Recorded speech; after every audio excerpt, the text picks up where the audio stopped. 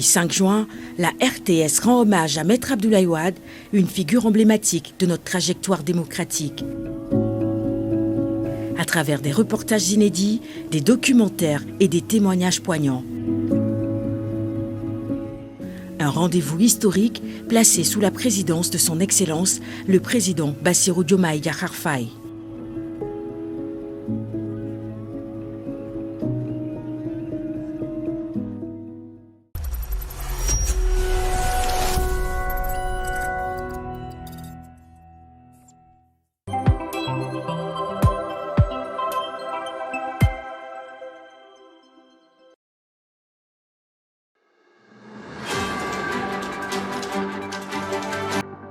Bonjour à tous et bienvenue dans l'édition du 13h à la une ce vendredi. L'extension historique de la protection sociale et de la couverture sanitaire aux millions de travailleurs du secteur informel. Une convention historique a été signée entre les différents acteurs pour garantir l'accès universel. Nous ferons le point en début de journal.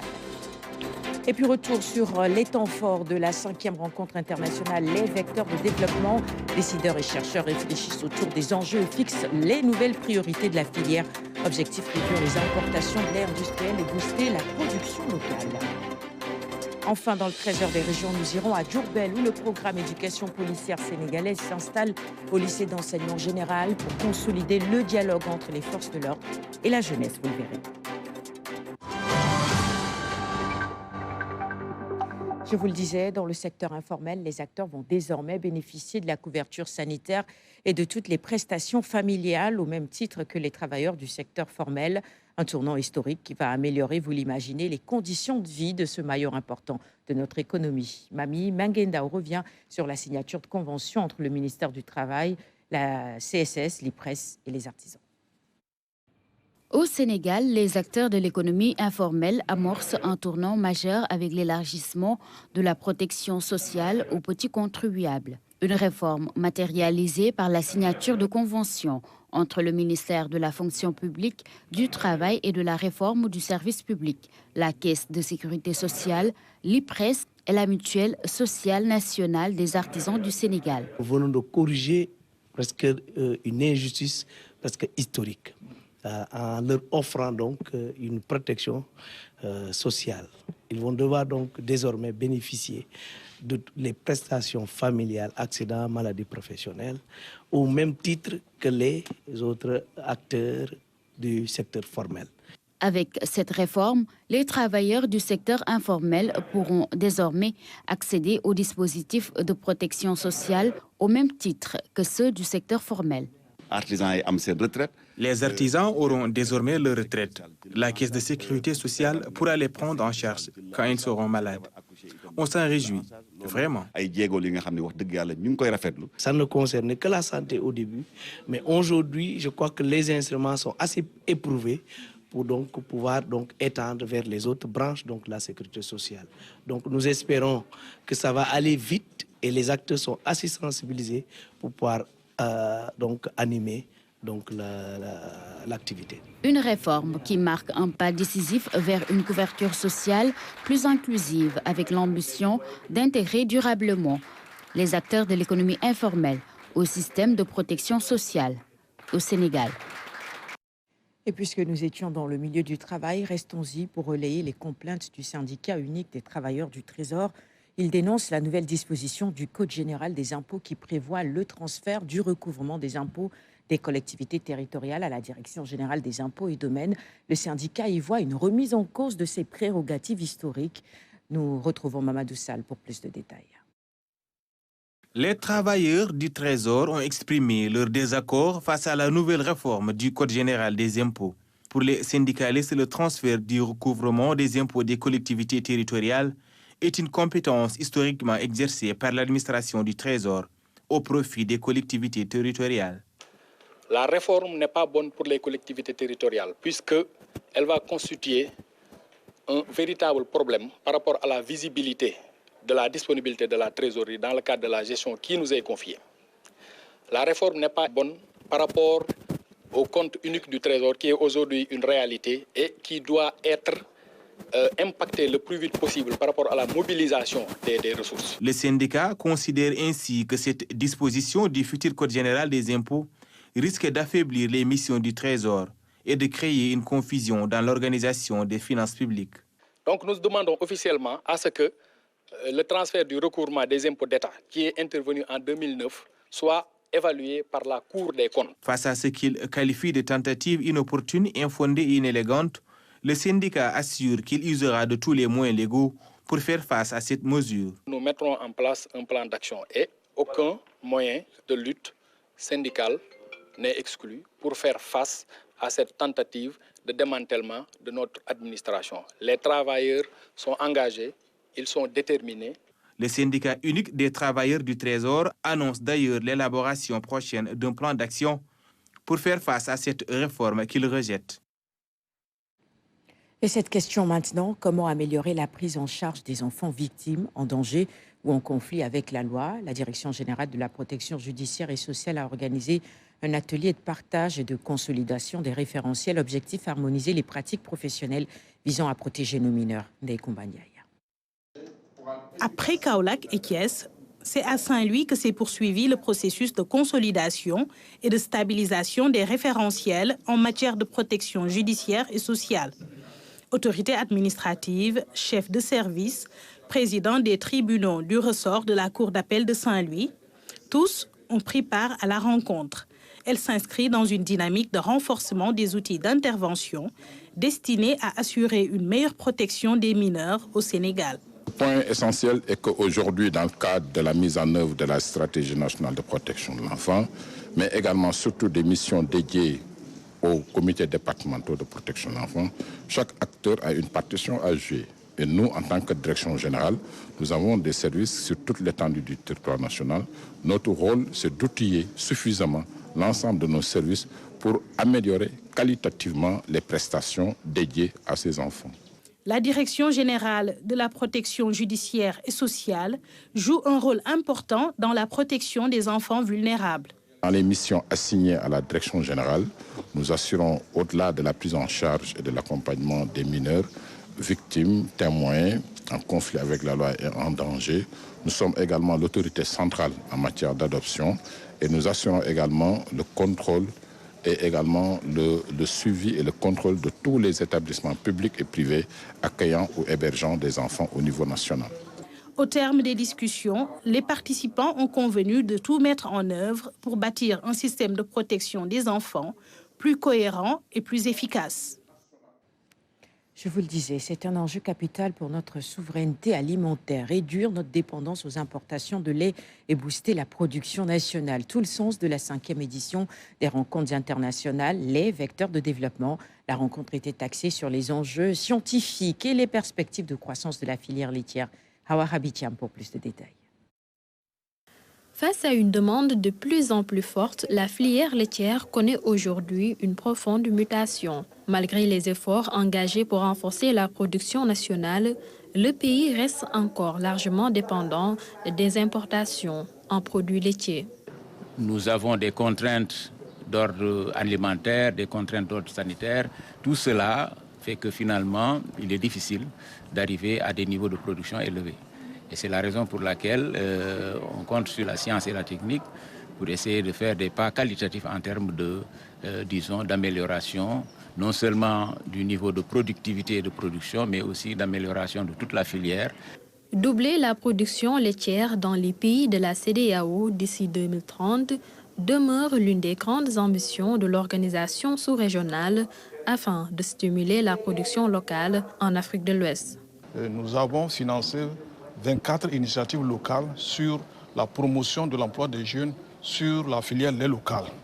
Et donc, tout récemment également, nous avons sélectionné également 25 initiatives sur la collecte et la qualité de lait, donc qui seront mises en œuvre sur les organisations locales directement dans les pays.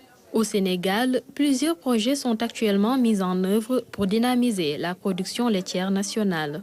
On essaye justement d'appuyer la valorisation du lait en balayant toutes les thématiques qui concernent le lait, depuis l'alimentation animale jusqu'à la transformation et au-delà sur des thématiques plus institutionnelles, des thématiques de plaidoyer pour le lait local, etc. Cette 5e édition des rencontres internationales Les vecteurs de développement se veut ainsi un cadre de réflexion et d'action pour promouvoir une filière laitière plus performante et durable au Sénégal et dans la sous-région. Et puis sachez que la Cour de justice de la CEDEAO a organisé à Dakar la 2e édition de son concours régional de plaidoirie. L'événement a rassemblé des étudiants en droit venus de plusieurs pays ouest-africains autour de la pratique judiciaire et du droit communautaire. Dame Silla y était pour nous. Dans les salles d'audience transformées en espaces d'apprentissage, les futurs juristes d'Afrique de l'Ouest se prêtent à l'exercice de la plaidoirie. Pendant 3 jours, Dakar a accueilli la 2e édition du concours régional de plaidoirie de la Cour de justice de la CEDEAO. Le concours d'envergure régionale, dont l'objectif principal est de familiariser davantage la jeunesse estudiantine avec le droit communautaire et de développer chez eux les aptitudes à l'art oratoire et de la plaidoirie, s'inscrit inévitablement dans votre dynamique très louable de renforcer la coopération et la promotion des échanges juridiques dans la région. Placés sous le thème « Les étudiants d'aujourd'hui, les juristes de demain », cette rencontre vise à renforcer la maîtrise du droit communautaire et à développer les compétences pratiques des étudiants en argumentation juridique. Ce moment ne marque pas seulement la clôture d'une compétition, c'est la célébration d'un effort collectif, d'une vision partagée et d'un engagement renouvelé envers les valeurs qui fondent notre communauté. C'est aussi la preuve que lorsque nous unissons nos efforts autour d'un objectif commun, nous sommes capables de bâtir quelque chose de solide.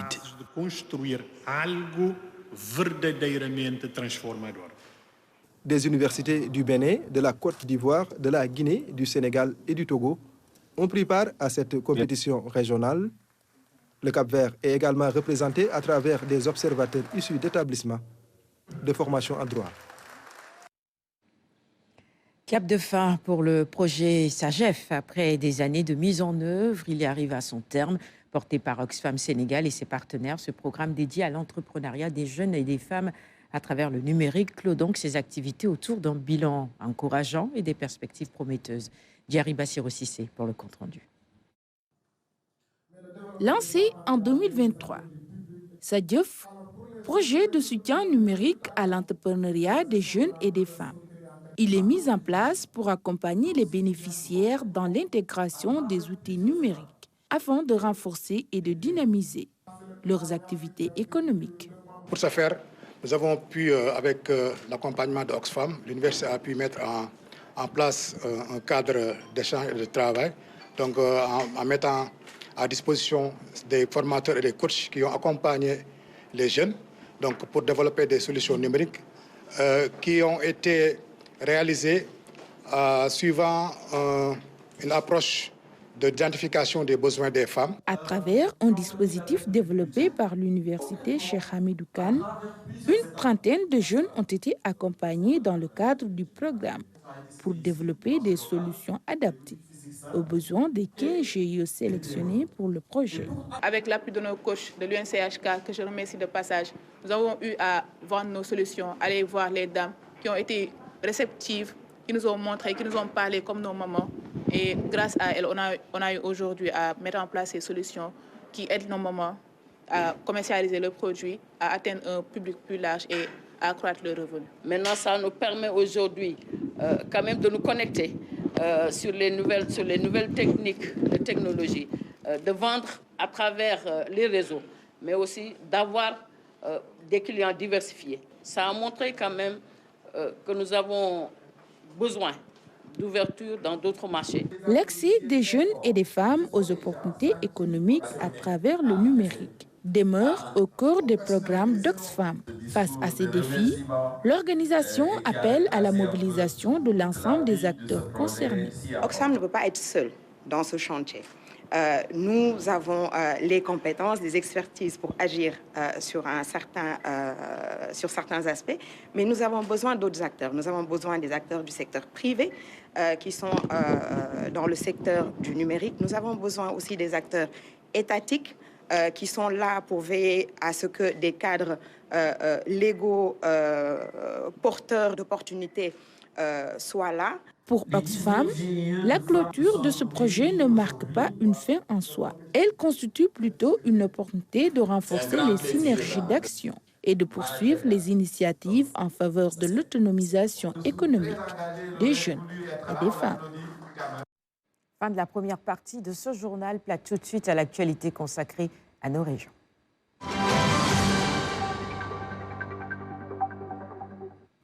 Emmener l'école à la police, mais aussi la police à l'école. À Diourbel, le programme éducation policière sénégalaise a été lancé au lycée d'enseignement général. Edu Paulsen vise à faciliter un dialogue direct et constructif entre les forces de l'ordre et les élèves. Une innovation de taille. Voici les précisions de Seydina Lunfal. La cérémonie solennelle de levée des couleurs a marqué le coup d'envoi. L'objectif principal d'Edu Paulsen est de sensibiliser les jeunes à des enjeux tels que la prévention contre l'usage de la drogue, l'éducation à la sécurité routière et la lutte contre les dangers liés à la cybercriminalité. La jeunesse sénégalaise aspire à une éducation de qualité, capable de préparer aux défis du monde moderne. Nous sommes conscients de l'avenir de notre pays, dépend en grande partie de la formation et du comportement de la jeunesse. Chers élèves, l'objectif de cette rencontre est double. À travers l'initiative Edu Paulsen, il s'agit d'une part de vous permettre de mieux connaître votre police.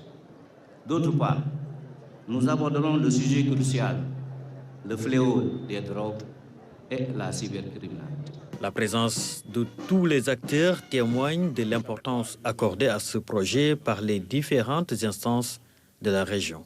C'est dire que la police sénégalaise ne se limite pas à des interventions dans des écoles ou universités pour faire cesser un trouble à l'ordre public. Mais elle a choisi aujourd'hui d'inverser la tendance en agissant en amont, par la prévention, l'éducation, en instaurant un dialogue permanent avec la communauté éducative. L'école est le sanctuaire du savoir, le lieu par excellence où se forgent les consciences et où se transmettent les valeurs cardinales du diom, de la discipline et du respect des institutions. En y invitant la police, non pas sous le sceau de la contrainte, mais sous le manteau de la pédagogie et du dialogue, nous brisons les barrières de la méfiance historique pour y substituer une culture de confiance mutuelle. En s'adressant directement aux jeunes, Edu Paulsen compte renforcer leur sentiment d'appartenance nationale et les encourager à devenir des citoyens modèles. Et pour clore cette édition, je vous emmène à Saint-Louis pour vous faire vivre la traditionnelle journée du Delundar. Elle a réuni les anciennes du lycée Ahmed Fall autour d'un moment de partage et de solidarité. Vous allez le voir à travers des dons et des récompenses. La CLAF renouvelle ainsi son engagement auprès des jeunes. Penda Bouya Diop. C'est la traditionnelle journée du Delundar. À cette occasion, la convergence des anciennes du lycée Ahmed Fall se retrouve pour affermir les liens et transmettre les valeurs qui ont façonné des générations de pensionnaires. Par le retour aux sources, le Delundar, vous montrez la voie à plusieurs générations de l'Afienne. Vous démontrez que le passé et le présent forment l'avenir. Une école comme celle-ci ne se quitte pas tout à fait. Elle continue de nous accompagner longtemps après que nous en sommes sortis. La CLAF a 20 ans cette année. 20 ans d'exercice, de fidélité et d'action au service de notre établissement, le lycée Ahmed Fall de Saint-Louis. Les membres de la CLAF ont offert un important lot de matériel pédagogique et médical à leur ancien établissement, un geste salué par les autorités locales qui ont magnifié cette initiative au service de l'éducation et du bien-être des élèves. Ces retrouvailles sont l'occasion de célébrer notre histoire commune, de partager nos expériences et de nous inspirer mutuellement. Votre mobilisation témoigne d'une ambition partagée, faire de l'école publique un vecteur de progrès durable pour notre nation. Cette rencontre a également servi de tribune pour interpeller les autorités sur les difficultés auxquelles le lycée est confronté afin d'obtenir une meilleure prise en charge des besoins de l'établissement. Chères autorités, le lycée Ahmed Fall est confronté à certains problèmes, que sont les effectifs pléthoriques, le problème de transport, l'insécurité, la déperdition scolaire et la fuite des cerveaux. Aidez-nous à lever ces obstacles par l'élaboration de critères équitables pour l'orientation, l'affectation d'une ligne de bus, d'un ASP, le renforcement du personnel de surveillance. Pour encourager l'excellence et instaurer une saine émulation entre les élèves, la CALAF a également récompensé les 14 meilleurs élèves du lycée de la 6e à la terminale en leur remettant chacune une enveloppe de 50 000 francs CFA. Et c'est la fin de ce journal. Dans un instant, vous retrouverez Philomène Constance Diagne-Boy pour les Hibars. Très bel après-midi à toutes et à tous. À demain.